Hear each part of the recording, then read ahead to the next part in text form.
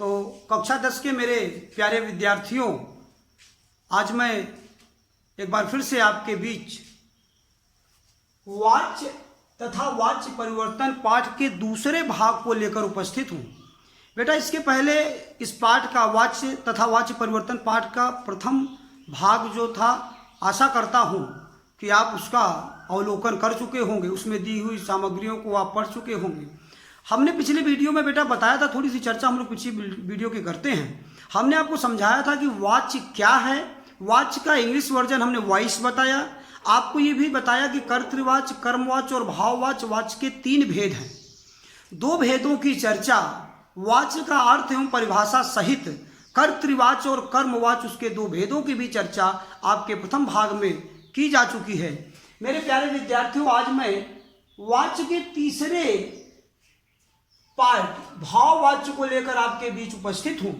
भाववाच्य आज आप देखेंगे इस वीडियो में भाववाच्य किसे कहते हैं, इसकी कम से कम 2 परिभाषाएं, पहचान, और इसके बाद जो सबसे महत्वपूर्ण बिंदु है अध्ययन की दृष्टि से भी और आपकी परीक्षाओं की भी दृष्टि से, कि कर्तृवाच्य के वाक्य को कैसे कर्मवाच्य में या भाववाच्य में बदलते हैं, भाववाच्य के वाक्य को कैसे कर्तृवाच्य और कर्मवाच्य में बदलते हैं, कर्मवाच्य के वाक्य को कैसे कर्तृवाच्य और भाववाच्य में बदलते हैं। यह भी बहुत महत्वपूर्ण होता है। तो आइए शुरू करते हैं। देखते हैं कि वाच्य तथा वाच्य परिवर्तन भाग 2 के अंतर्गत वाच्य का जो तीसरा भेद है भाववाच्य, इसे इम्पर्सनल वॉइस कहते हैं। इंग्लिश में इम्पर्सनल वॉइस भाववाच्य। जब वाक्य में परिभाषा की दृष्टि से देखते हैं कि जब वाक्य में क्रिया न तो कर्ता के अनुसार होती है और न ही कर्म के अनुसार, बल्कि भाव की प्रधानता होती है, तो ऐसे वाक्य भाववाच्य कहलाते हैं। एक बार भाव पर जाते हैं, याद कराते हैं, आपको पीछे ले जाकर संज्ञा की चर्चा करते हैं। आपने देखा होगा कि जब भाववाच्य की बात करते हैं, भाववाचक संज्ञा की बात करते हैं, तो उसमें आपको समझाया जाता है कि बेटा इनको फील किया जा सकता है, अनुभव किया जा सकता है, महसूस किया जा सकता है, but we can not seen, we can not touch. भाववाच्य को हम न तो छू सकते हैं और ना ही उसको विजिबल या देख सकते हैं, उसको केवल फील किया जा सकता है। उसकी चर्चा थी। तो उसी के तहत ये बात है कि भाववाच्य के वाक्य ऐसे होते हैं जिनमें न तो कर्ता पर जोर होता है और न ही कर्म पर जोर होता है, बल्कि पूरा का पूरा जो आधार होता है इसका, यहां देख सकते हैं, न तो कर्ता और न ही कर्म के अनुसार, बल्कि भाव की प्रधानता होती है। किसकी भावता होती है? फीलिंग्स की प्रधानता होती है, भाव की प्रधानता होती है।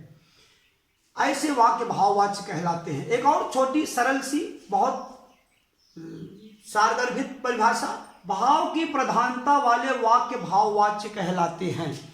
परिभाषाओं की दृष्टि से अगर हम थोड़ा सा हट के बात करें आपसे, तो बेटा वाक्य बनाएंगे वाच्य की दृष्टि से केवल और केवल 3 भेद होते हैं, कर्तृवाच्य, कर्मवाच्य और भाववाच्य। आंग्ल भाषा में, अंग्रेजी में हमने आपको समझाया था कि कर्तृवाच्य आपको समझाया था कि एक्टिव वॉइस और पैसिव वॉइस, कर्तृवाच्य और कर्मवाच्य। आज भाववाच्य की बात हमने आपसे किया। इसके उदाहरण आप देख सकते हैं। पहला उदाहरण है कि मुझसे चला नहीं जाता, मुझसे चला नहीं जाता। अगला है अब चला जाए। तीसरा है एग्जाम्पल, पक्षियों से उड़ा नहीं जाता, मुझसे। अन्य उदाहरण है मुझसे काम नहीं किया जाता। कहीं ना कहीं बेटा चारों एग्जाम्पल देखने के बाद आपके मन में आ रहा होगा कि नहीं हो सकता, नहीं जा सकता, नहीं किया। आई कैन नॉट, नहीं सकता, ये शब्द चारों एग्जाम्पल में आपको आ रहे हो, परिभाषा में भी आ रहे होंगे। तो इसी को आप यहां पर देख सकते हैं। इसकी पहचान में आप देख सकते हैं कि ऐसे वाक्यों में क्षमता का न होना, कैपेबिलिटी का न होना, क्षमता का न होना या असमर्थता प्रकट की जाती है। ये है इस वाक्य की पहचान। एग्जामिनेशन हॉल में आप बैठेंगे, जैसे ही आपके सामने ऐसा कोई वाक्य आएगा जिसमें क्षमता के न होने की बात, कैपेबिलिटी के न होने की बात की जाएगी, असमर्थता व्यक्त करेगा कौन? कर्ता, सब्जेक्ट, तो वो हो जाएगा सीधे सीधे भाववाची। नीचे देखते हैं जो महत्वपूर्ण बिंदु पर हम लोग आते हैं कि यहां महत्वपूर्ण बिंदु में समझाया है, आपको 3 पॉइंट दिया है, आप ध्यान से देखेंगे कि कर्तृवाच्य में सकर्मक अकर्मक दोनों ही प्रकार की क्रियाओं का प्रयोग होता है। सकर्मक क्रिया और अकर्मक क्रिया आपको बताया गया होगा। आपको क्रिया के, जब क्रिया आपने पढ़ा होगा, क्रिया पढ़ेंगे आगे भी, तो वहां पर सकर्मक और अकर्मक, जहां वाक्य में कर्म हो, कर्म पर जोर हो सकर्मक, कहां जहां कर्म का अनुपस्थित हो, कर्म न हो, अकर्मक हो जाएगा। कर्म के साथ जो वाक्य वो सकर्मक हो जाएगा। जैसे मान लीजिए हमने कहा कि वह दौड़ता है या वह खाता है। वह खाता तो क्या खाता है? पता चला आपको क्या खाता है? He's eating, वो खा रहा है, लेकिन क्या खा रहा है पता है? नहीं पता है। जब नहीं पता है तो ये अकर्मक।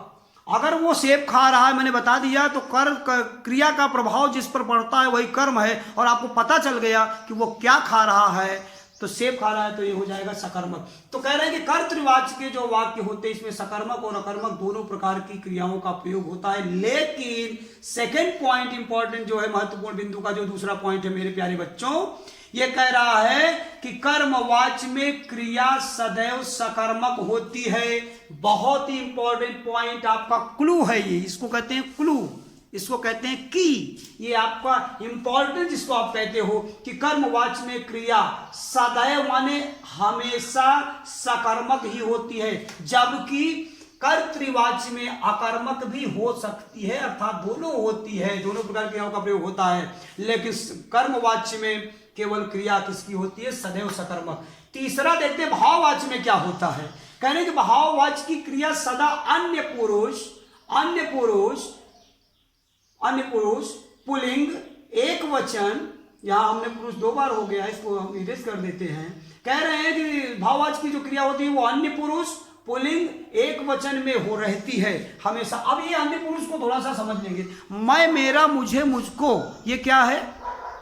ये प्रथम पुरुष है। मध्यम पुरुष क्या है? तुम, तुम्हें, तुम्हारा, तुमको, ये है मध्यम पुरुष। लेकिन अन्य पुरुष क्या है? वह, उसे, उसको, उसने, उसे, ये क्या है? ये थर्ड पर्सन इसको कहते हैं, ये है अन्य पुरुष। तो कह रहे हैं कि भाववाच्य की क्रिया सदैव अन्य पुरुष पुल्लिंग एक वचन में हो रहती है।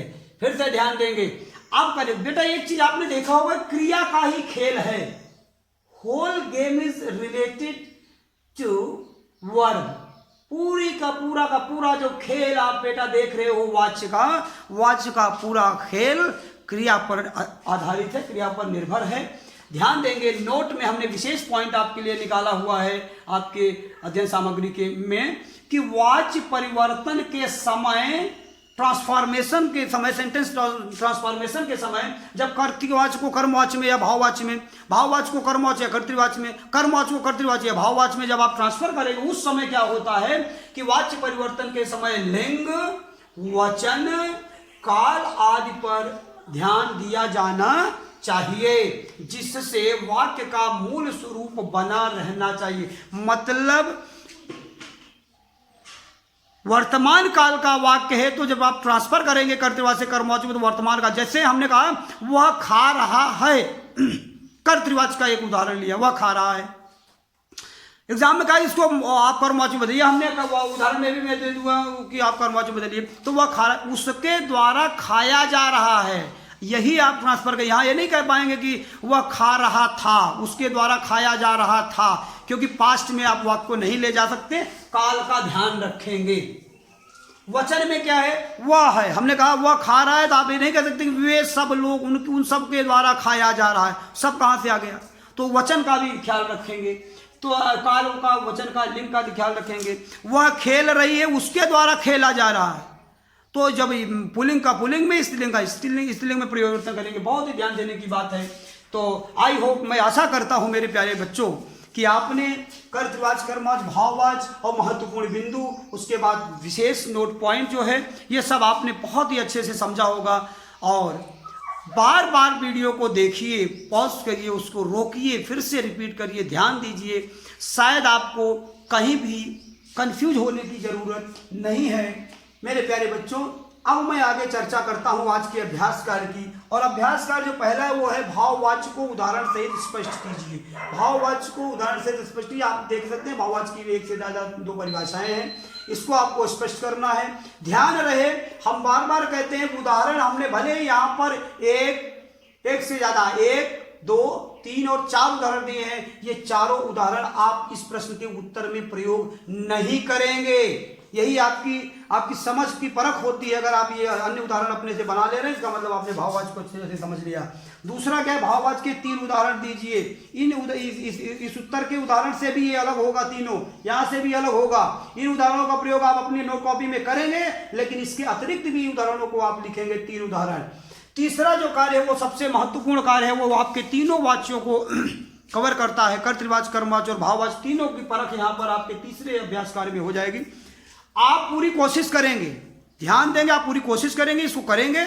लेकिन मैं प्रॉमिस करता हूं, वादा करता हूं कि अगले वीडियो में हम इसका सॉल्यूशन भी आपको बताएंगे, इसको आपको समझाएंगे, इस तीसरे अभ्यास का, क्योंकि पहले और दूसरे को आप कर लेंगे, आपके अध्ययन सामग्री में है।